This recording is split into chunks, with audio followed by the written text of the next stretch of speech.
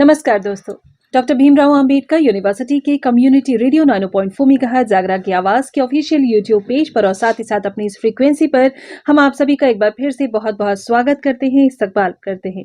मैं पूजा आपके साथ एक बार फिर जुड़ी हूं, लेकर एक खास कार्यक्रम जो हमारे किसान भाइयों के लिए विशेष रूप से हम आप तक पहुंचा रहे हैं। ये एक सीरीज है जिसे स्पॉन्सर किया है यारा फर्टिलाइजर इंडिया प्राइवेट लिमिटेड ने और ये निर्देशानुसार चल रही है ministry of chemical and fertilisers. Yara fertiliser की ओर से बहुत सारे विशेषज्ञ हमारे स्टूडियो में आते हैं। हम भी बाहर क्षेत्र में जाते हैं, अपने किसान भाइयों से मिलते हैं और उनसे बातचीत करते हैं, जानकारियां लेते हैं।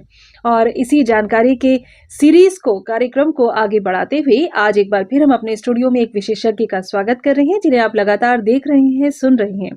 श्री प्रदीप सिंह जी, जो हैं एग्रोनॉमी लीड नॉर्थ जोन यारा इंडिया प्राइवेट लिमिटेड से। प्रदीप जी, एक बार फिर से पुनः आपका बहुत बहुत स्वागत है। नमस्कार सर। नमस्कार जी, नमस्कार। सारे जमींदार भाइयों को भी नमस्कार। हाँ, बिल्कुल। हमारे सारे किसान भाई, जमींदार भाई, और मुझे तो लगता है कि आपके जितने एपिसोड्स आ रहे हैं ये हमारे स्टूडेंट्स के लिए भी बहुत बेनिफिशियल हैं। बहुत अच्छी जानकारी आपके साथ हमने अभी तक कैल्शियम के ऊपर ली है, बोरोन के ऊपर ली है, और आज एक बार फिर मैं चाहती हूँ कि हम बोरोन के ऊपर ही और विस्तृत रूप में आपसे चर्चा करें और जानकारी लें। लेकिन प्रदीप जी, बहुत सारी अच्छी आप इन्फॉर्मेशन देते हैं, कैसे हम फलों को अच्छा बनाएं, कैसे हम सब्जियों को अच्छा बनाएं, और जब आप ये बताते हैं तो आपके चेहरे पर एक अलग ही मुस्कान होती है।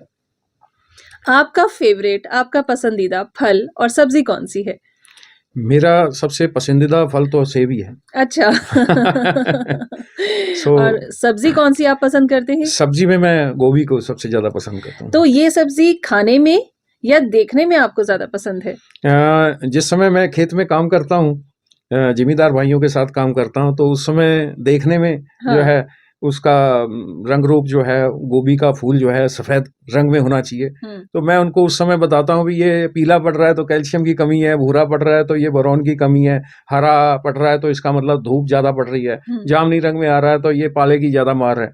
तो फील्ड के अंदर तो मैं उसके रंग रूप की बात करता हूँ, लेकिन जिस समय मैं खाने की बात करता हूँ उस समय स्वाद की बात करता हूँ, जब थाली में सज के आता है। बिल्कुल। लेकिन इसमें बहुत इंपॉर्टेंट है, बहुत ज्यादा जरूरी है कि आज के समय पर जो सब्जियां और फल हमें खूबसूरत दिखते हैं, जो सुंदर दिखते हैं, सेहतमंद दिखते हैं, उनको लोग ज्यादा पसंद करते हैं।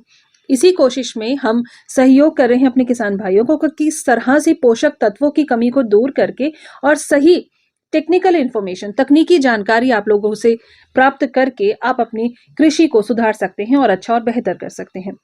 बोरोन पर हमने बात की थी और हमने प्लांट्स पर और सीरियल्स पर, पौधों पर हमने बात की थी, हमने फल और सब्जी की बात की थी। लेकिन आज इस कार्यक्रम को आगे बढ़ाते हुए मैं चाहती हूँ कि सीरियल्स के साथ साथ शुगर केन और ऑयल क्रॉप्स जितने भी हैं, इनके ऊपर हम बात करें आपसे, इनके ऊपर जानकारी लें। नमस्कार जिम्मेदार भाइयों। यहाँ पर अनाज वाली फसलों में और गन्ने वाली फसलों में और तेल वाली फसलों में बोरोन की कमी के जो है किस तरीके से लक्षण नजर आते हैं, ये जानना बहुत जरूरी है।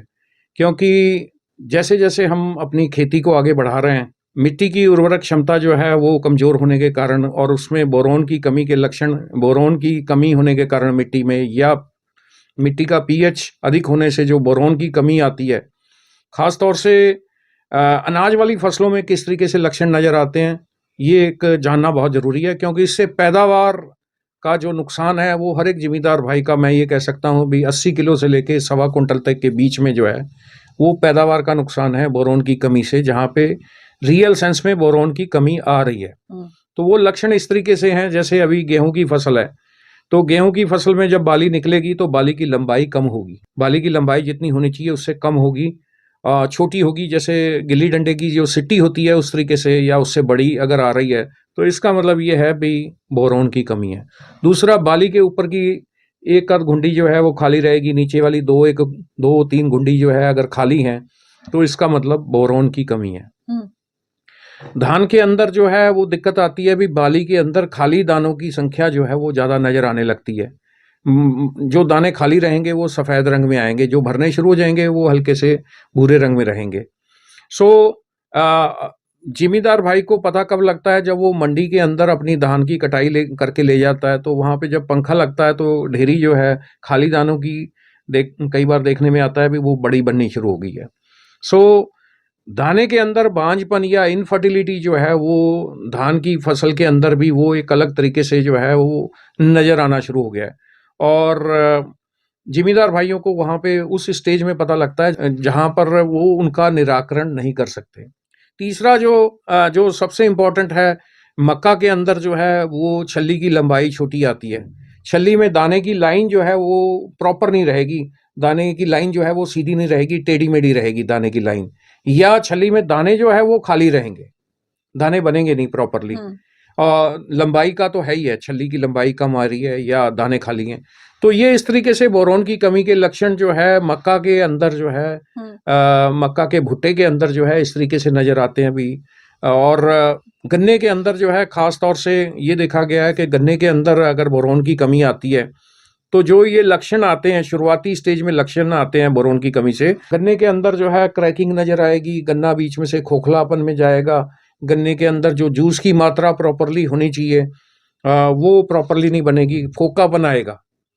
तो जो उसके रेशे हैं उसके अंदर जो है फाइबर है, जो उसके अंदर प्रॉपर जो जूस की मात्रा जितनी होनी चाहिए वो प्रॉपर उसमें नहीं पड़ेगी। तो ये इस तरीके से अनाज वाली फसलों में और गेहूं में, धान में, मक्का में और गन्ने में ये इस तरीके से लक्षण आते हैं।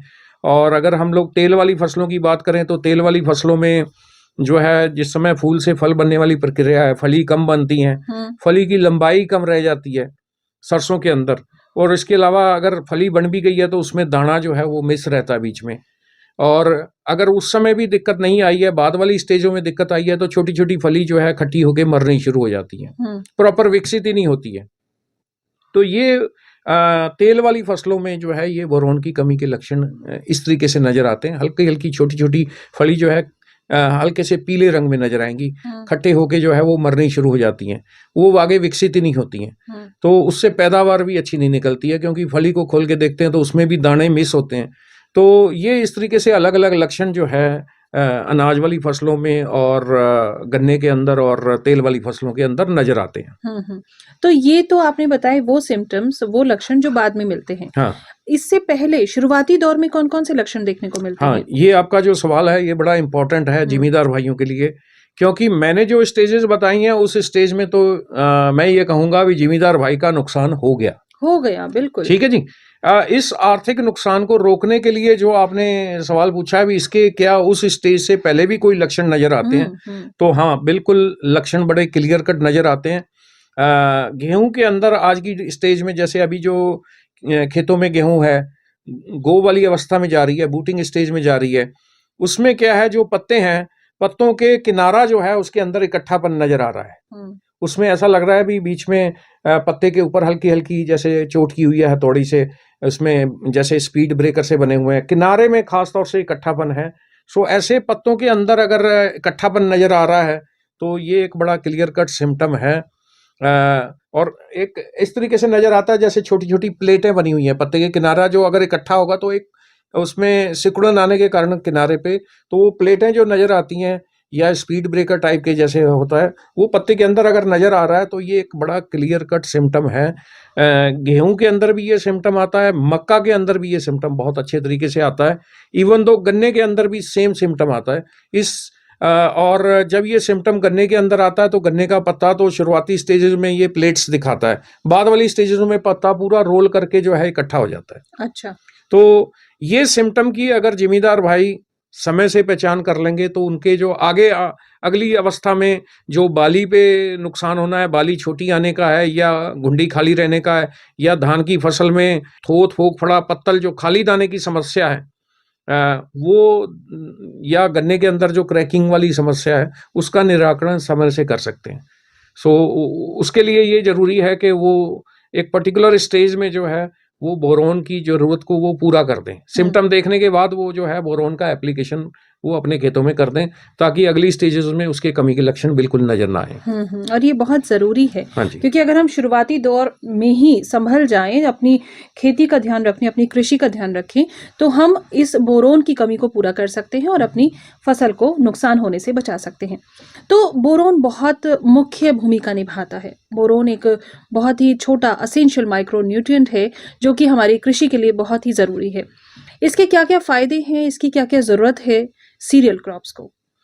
सीरियल क्रॉप्स में जैसे मैंने बताया भी अगर इसका प्रयोग जो है हम लोग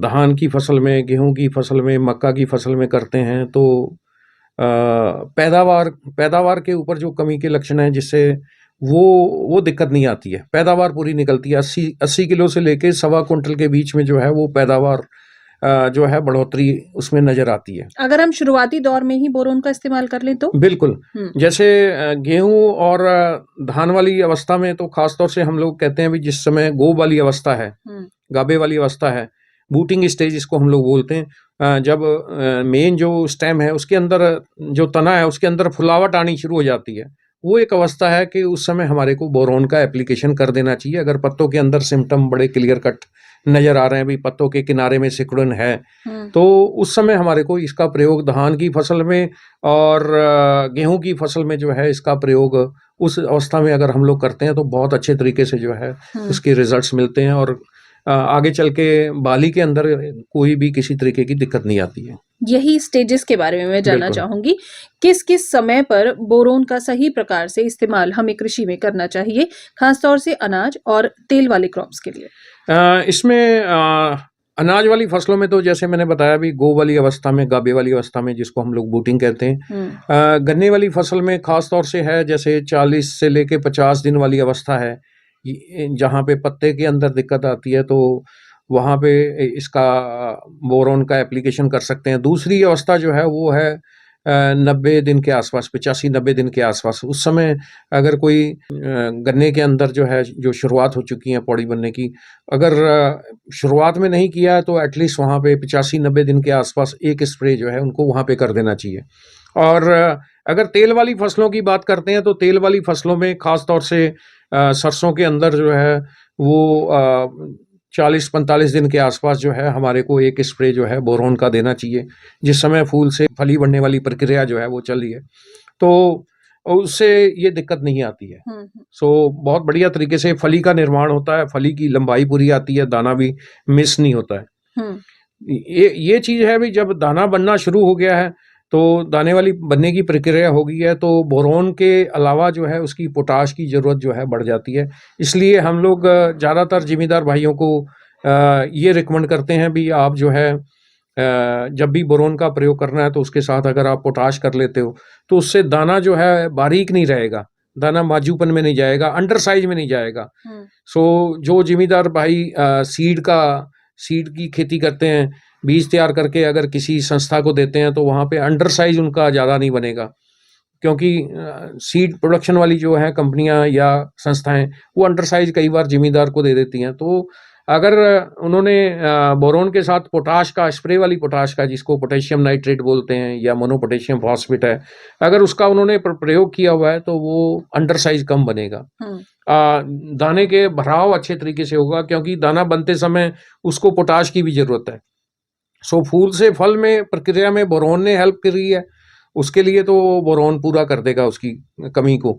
लेकिन दाना बनते ही जो पोटाश की जरूरत है, अगर उसके साथ बोरोन के साथ अगर हमने दे दिया तो दाना का भराव बहुत अच्छे तरीके से होता है, दाने के अंदर किसी भी तरीके की सिकुड़न नहीं नजर आती या दाना बारीक नहीं रहता, जिसको माजू दाना अपने कह देते हैं या अंडर साइज दाना कह देते हैं, वो दिक्कत नहीं आती है और ओवरऑल जो है पैदावार में जो है बहुत अच्छे तरीके से बढ़ोतरी आती है। 80 किलो से लेके 1.25 कुंटल तक की वो पैदावार की बढ़ोतरी जो है बड़े आराम से वो अपने हर एक खेत के अंदर देख सकते हैं।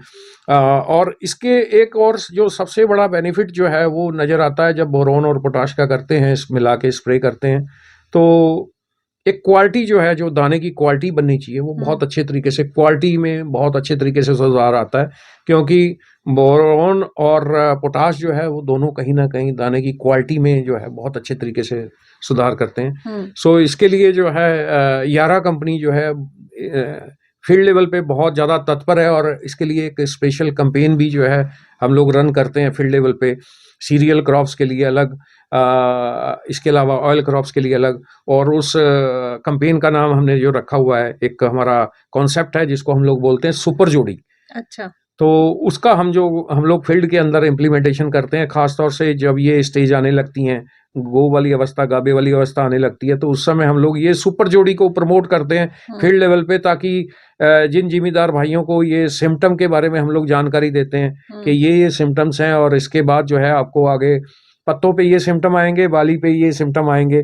तो उसके लिए बढ़िया ये है भी आप गो वाली अवस्था के अंदर सुपर जोड़ी का प्रयोग करो, जिसमें हम लोग क्रिस्टा के जो है वो जिसमें पोटेशियम नाइट्रेट है, बेसिकली 7.5 ग्राम लीटर पानी के हिसाब से कहते हैं, 200 लीटर पानी के अंदर जो है वो 1.5 किलो क्रिस्टा के, और बोट्रैक जो है वो 200 ml की रिकमेंडेशन देते हैं, वो 1 ml प्रति लीटर पानी के हिसाब से बोट्रैक आ जाता है। तो ये दोनों को मिला के हम लोग सुपर जोड़ी कॉन्सेप्ट के तौर से जो है फार्मर के लेवल पे हम लोग जाते हैं, और इसके लिए हम लोग स्पेशल कैंपेन्स करते हैं ताकि जिम्मेदार भाई इन प्रॉब्लम से बच सकें, क्योंकि दाना बनने वाली प्रक्रिया और दाना बनने के बाद जो है वो प्रक्रिया में ये 2 खुराकी तत्व बोरोन और पोटाश की कमी के लक्षण जो है वो अगर दाने में आएंगे तो जिम्मेदार भाई को आर्थिक नुकसान जो आता है उससे बहुत बढ़िया तरीके से बच सकता है।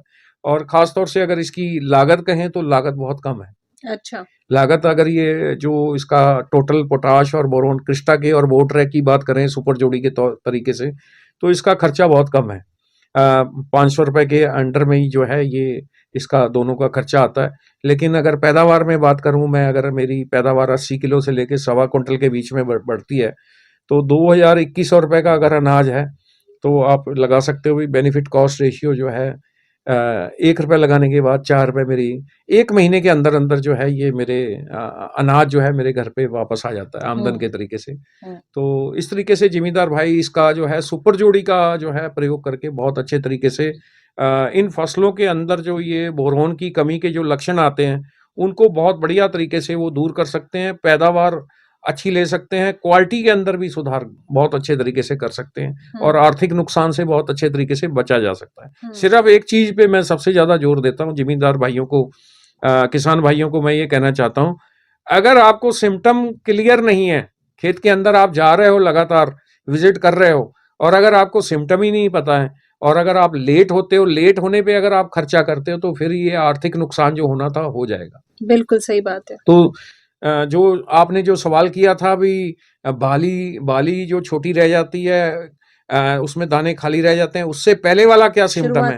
शुरुआती दौर में अगर जिम्मेदार भाइयों ने अगर इसका बोरोन की कमी के लक्षण अपनी गेहूं की फसल में, धान की फसल में, गन्ने की फसल में, मक्का के अंदर जो है दूर कर देते हैं, तो बहुत अच्छे तरीके से जो है पहचान कर लेते हैं और उसका निराकरण समय से करते हैं, तो बहुत अच्छे तरीके से वो अपना पैदावार में बढ़ोतरी कर सकते हैं। बहुत अच्छा, बहुत अच्छा। हम आपको दोहराकर यहाँ बताना चाहते हैं कि ministry of chemical and fertilisers के निर्देशानुसार यारा फर्टिलाइजर इंडिया प्राइवेट लिमिटेड के सौजन्य से ये विशेष कार्यक्रम, ये विशेष पहल आप तक पहुंचा रहा है।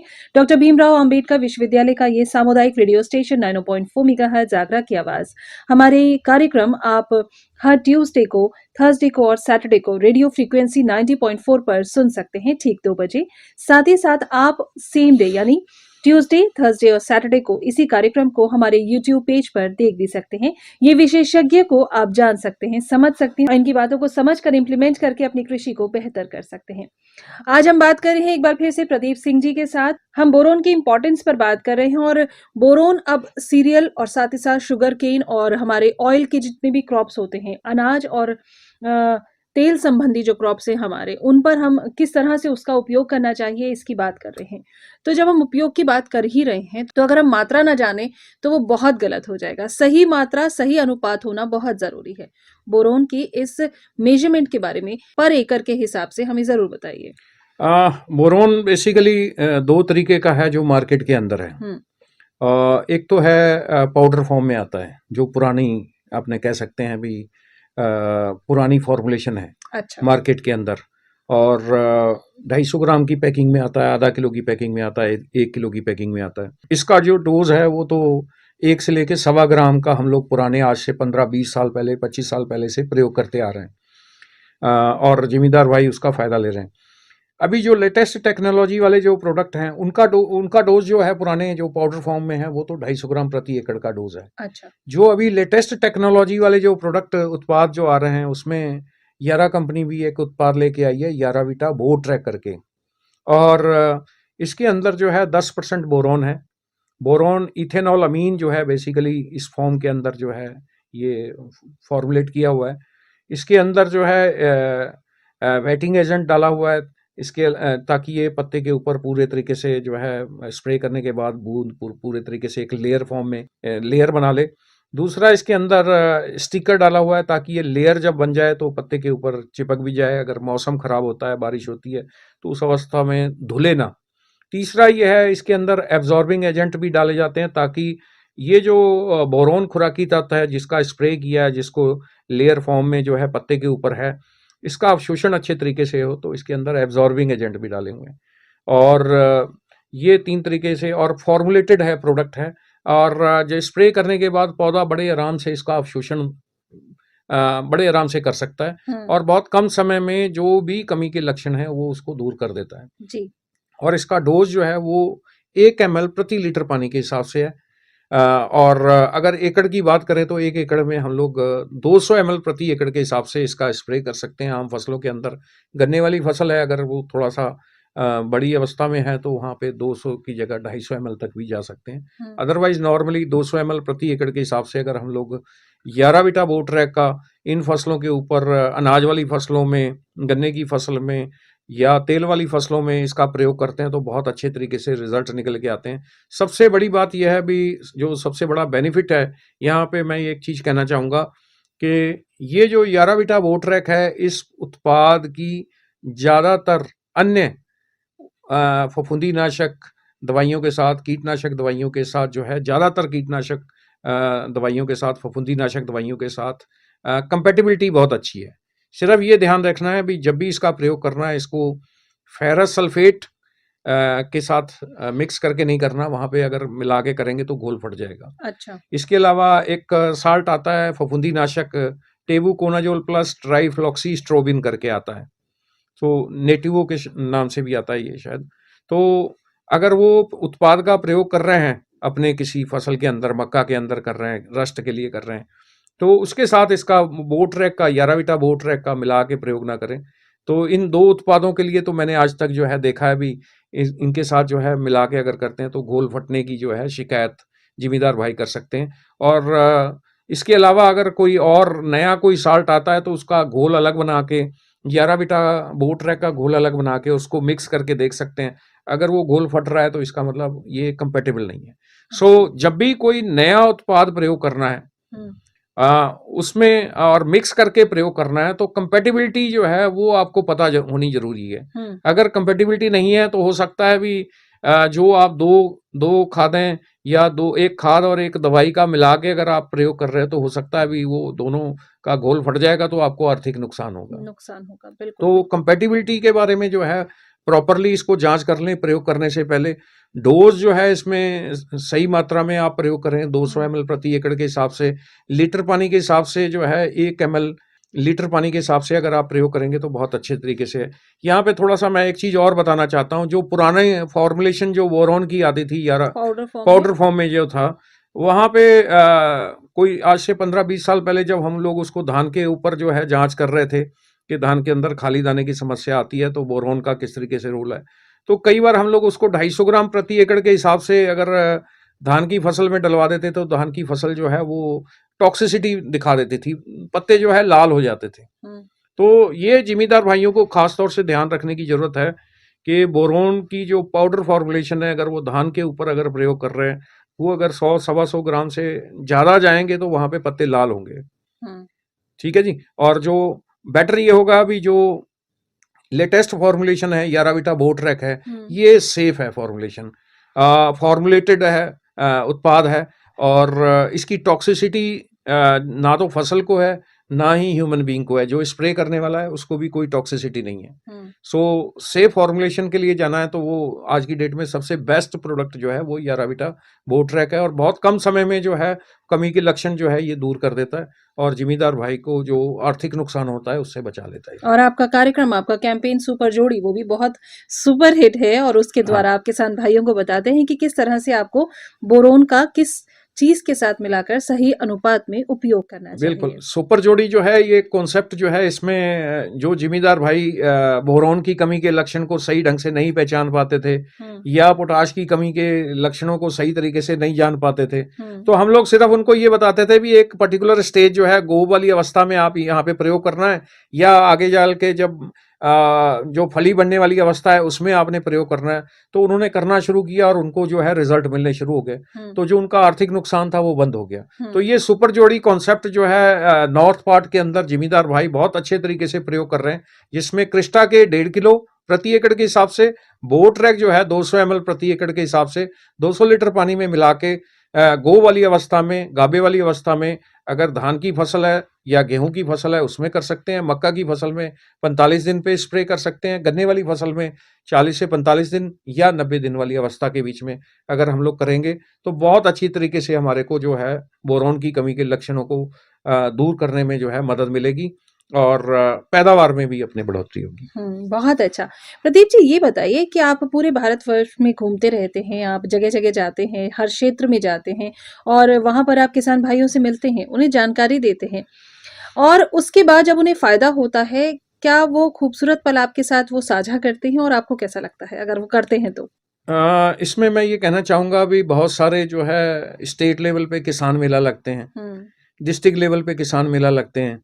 तो नॉर्मल कंडीशन में क्या होता है भी हम लोग जब फील्ड के अंदर फार्मर के किसान भाइयों के खेत को जब जांच करने जाते हैं उस समय हम रिकमेंडेशन तो दे देते हैं, हुँ, लेकिन उसके बाद जो रिजल्ट का पता लगता है जब हम लोग दोबारा से कहीं मेले में मिलते हैं, स्टेट लेवल के मेले में मिलते हैं या डिस्ट्रिक्ट लेवल पे मिलते हैं या वो खेत की फोटो खींचने के बाद वो भेजते हैं भी डॉक्टर साहब ये तो बिल्कुल सही हो गया, बाली की लंबाई पहले कम आती थी, अब बाली की लंबाई तो बिल्कुल पूरी आ रही है, या बाली में घुंडी खाली आती थी, ऊपर से नीचे से एक एक दो दो घुंडी खाली रहती थी, अब ये जब से सुपर जोड़ी का स्प्रे किया ये तो बहुत अच्छे तरीके से जो है ये रिकवर हो गया, ये प्रॉब्लम आती नहीं है, पैदावार में भी जो है बढ़ोतरी होनी शुरू हो गई है। तब हमारे को बहुत ज़्यादा खुशी होती है कि हाँ जिमीदार भाई का जो प्रॉब्लम्स हैं, असली प्रॉब्लम है, उसका निदान होना बड़ा ज़रूरी है।